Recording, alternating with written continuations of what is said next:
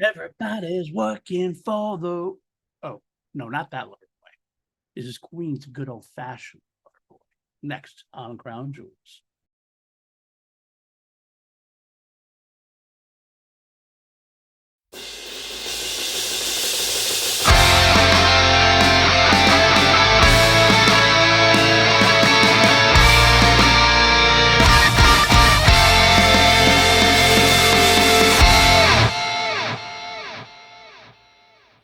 All right, welcome to PLD Product Crown Jewels. I'm your host, PLD. This is the podcast where I take you on a journey through the entire Queen catalog, song by song, every version.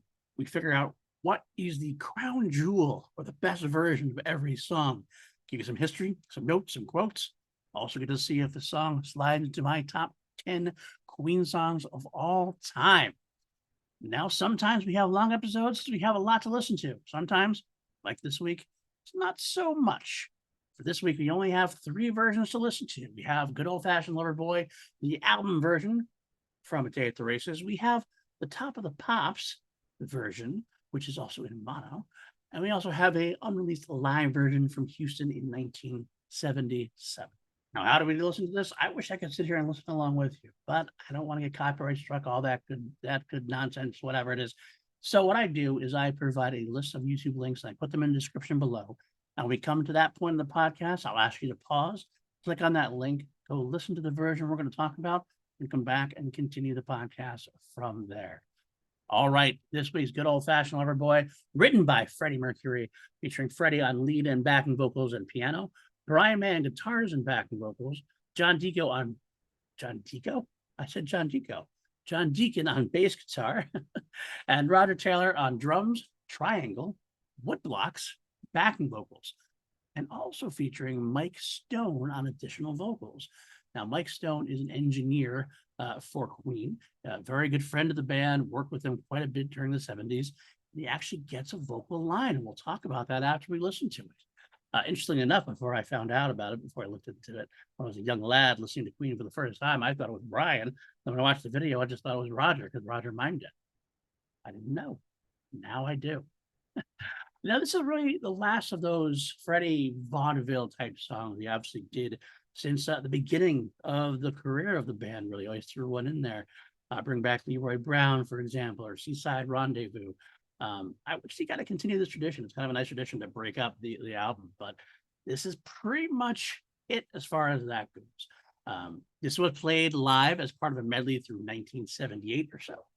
It's funny, actually, you're going to hear it in the live version. Freddie, I don't know if he just couldn't remember the lyrics, all the lyrics, but every once in a while he throw on a few rum pum pums instead of the lyrics. I'm not sure what that is.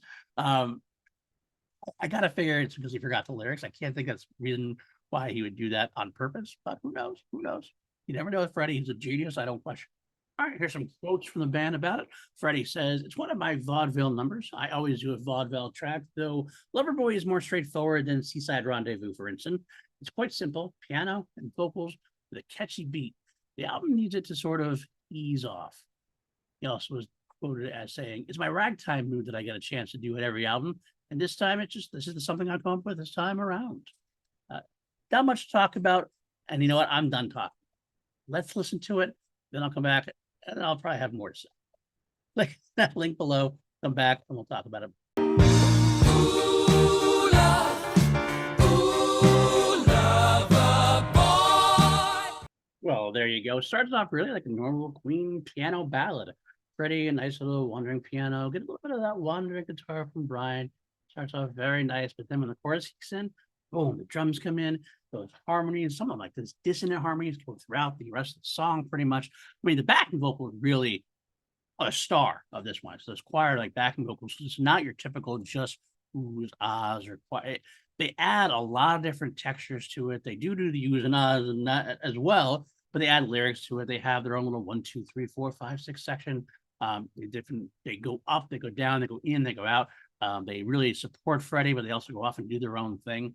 They're really an adventure on their own, to be honest. I think that's actually my favorite part of this song is those wandering back and vocal choir from Freddie, Roger, and Brian as well.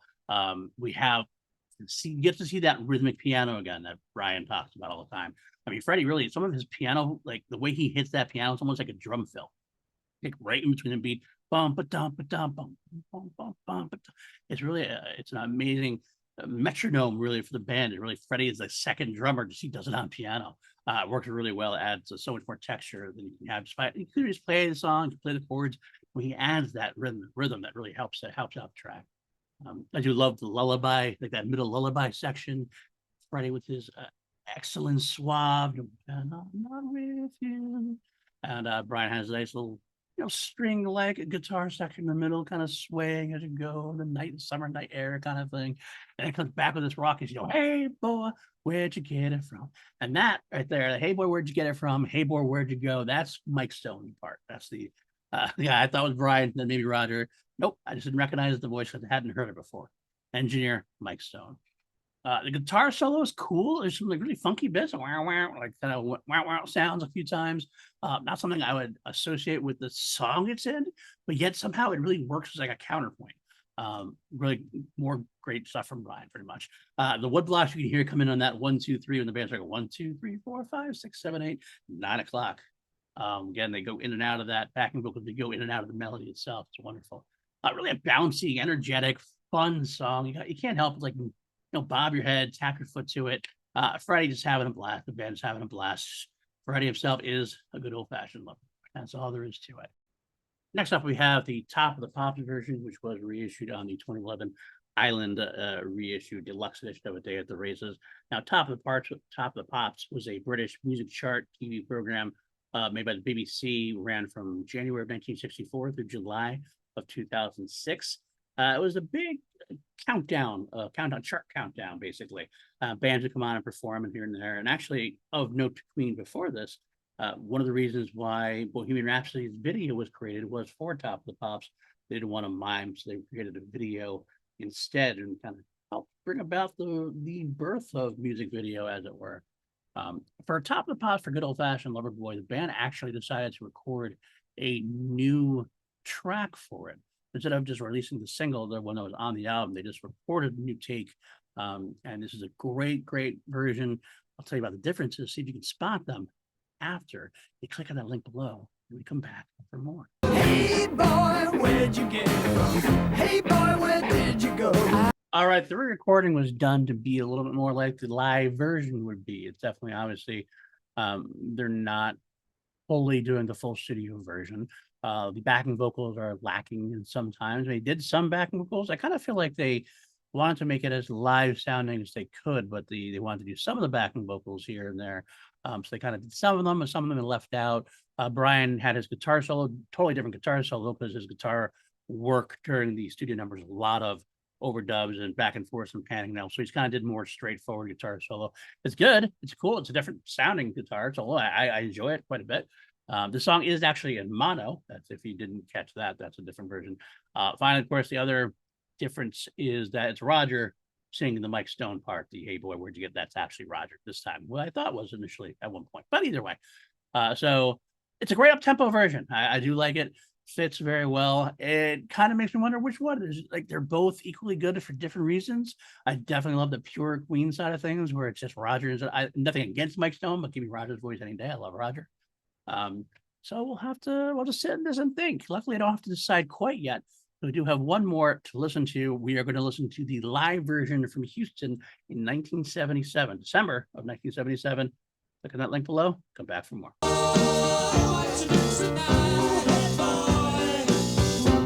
Well, there you have it. That's even less backing vocals because we're fully live and in person. It's also an edited version of the song. Obviously, it's part of a medley, as the band were off to want to do, especially because they had so many hits and so many songs they wanted to play. They would chop up a few of them and put them in a medley format. So that means, quite frankly, no spoilers here, but this is not going to be my crown jewel, because quite frankly, if I'm going to have the best version of a song, it's not going to be the half medley acid version. I'm going to go with the full version if I can. But it's pretty cool. I get to hear Freddie doing a lot more playing around. He starts playing around with some of the lyrics at some point. We did hear that rum pum pum part where he must have forgotten the lyrics at that point. Played around with the melody line a little bit. Backing vocals are a little lacking comparatively. Again, it's just they don't try to do the whole full harmonies, which is Roger and Brian singing backing vocals at that point. But they got the song over across pretty well. Brian does a good job with just the singular guitar at that point. And it gets over the vibe of the song, which is the most important thing. Freddie and the piano, bouncing along, having a good time. It's actually a perfect medley number. I got to tell you, it's a perfect number to bounce from and to and from during those medley times. So, well, that's where we stand. So let's get into the crown jewels. We have three versions to rank at this point. We got the live in '77, Top of the Pops, and the album version. Easy, like I just said, number three, that's going to be the live version from 1977, no doubt. So the key point is what's number two and what's number one. I still have a hard time deciding. I think, though, at the end of the day, as much as it kills purists in me, and I want to hear more Roger Taylor vocals, the backing vocals on the studio are so complex and add such an element to the song, make it such a unique song. It's much more of a unique version with it. I think I got to go with the album version as the crown jewel. Top of the Pops right behind, a great alternative to listen to. Fun version to listen to. I listen to it all the time. Comparatively, as I would listen to it probably equally as the album version. But what's the best version? The best version is the one with all those backing vocals, those distant harmonies, getting Brian to have that time to play along with the different pannings of the studio and everything else. That's more of a Queen. That's more Queen than anything else is. So, yeah, it's gonna be the album version from A Day at the Races for me. Well, there you have it. The only thing left to do, does it slide into my top 10 Queen songs of all time? Well, what do I rate it first? On a scale of 1 to 11, because we always turn it up to 11 here on PLD Projects. I'm going to give this one, this is a tough one. I think I'm going to have to give it, a 10. I do love it. I do love it. It's a very unique song in the catalog. I know it's kind of weird. I'm giving them all. I mean, the early Queen stuff, it's hard for me to give less than an 8, really, because they're all so inventive, so powerful, so fun. I always do something to me here and there, so it's hard to go lower. I mean, maybe I'm a shill. I know I am. I'm a big band fan. It's hard for me not to like a song that I hear Freddie singing on, I hear Roger drumming on, John playing a bass, Brian playing guitar.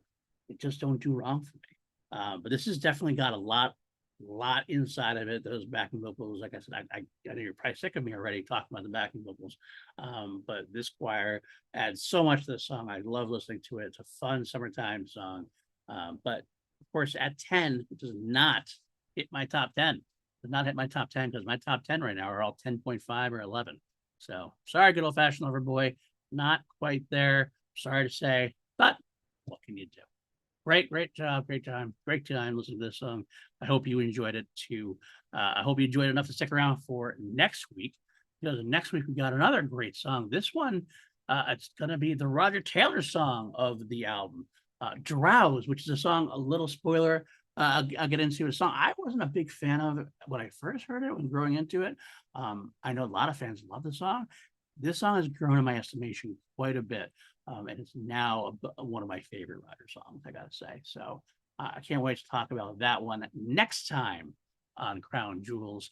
But if you did like this, hit that like, hit that subscribe, go to my main channel on PLD Projects, subscribe there. If you're listening on the audio feed, give us a 5-star review. I'm begging for some help here. Just want to get the word out there, try to build this community out. The community that we have on patreon.com/PLD Projects, another great crew there. There's such people as Austin Cadell, Jeremiah Morris, Matthew Kern, Brandon Buckingham, Jeff Alterman. Couldn't do it without you folks and the rest of my crew as well. I love you guys so much. You guys really help with the lights on. I could not do it without you. So join the fun. If you can't, I get it. I totally get it. But what you can do, and if you want to help support in other ways, just get the word out there, share it, talk to people, and back to me. Tell me what you think about it. What did you like? What's your crown jewel? Did you like the Top of the Pops version better? Did you like the live version better? Because you like a little rum pum pum. I don't know. Tell me about it. I'm gonna hear it. All right, that's it for this week, guys. We will see you next week on the Crown Jewels, where I watch all our great PLD Projects content.